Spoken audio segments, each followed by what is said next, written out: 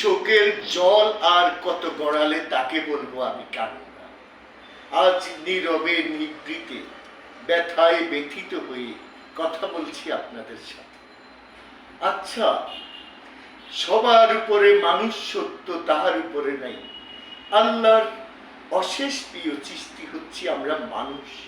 আমরা সেই মানুষরা এই মানুষদেরকে ভেদাভেদের মধ্যে নিয়ে যাই। আমরা বলি যারা লেখাপড়া জানে না মুখ্য মানুষ, তারাই অসৎ চরিত্রের মানুষ।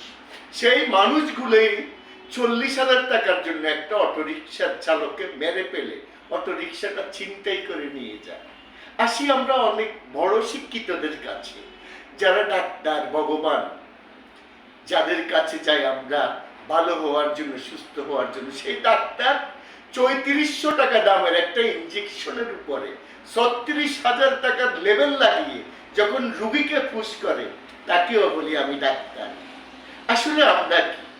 আমরা যখন আমাদের সমাজের উচ্চশিক্ষিত আলেমরা আমাদেরকে, ইসলামিক পণ্ডিতেরা ইসলামিক জ্ঞান শিখাই, সেখানে আমরা দেখতে পাই এরা আমাদেরকে শিয়া, সুন্নি, ওয়াহাবি বিভিন্ন ভাবে ভাগ করে আমাদেরকে এলোমেলো করে দিচ্ছে।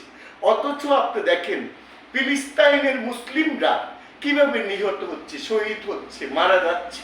আর একসাথে নামাজ পড়তে গিয়ে কত মুসলিম শাহাদাত বরণ করছে, ইরাকে কত মুসলিম শাহাদাত বরণ করছে।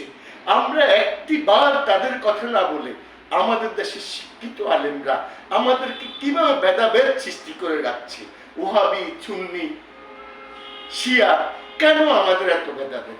ধন্যবাদ বন্ধুরা, ভালো থাকবেন। আল্লাহ হাফেজ।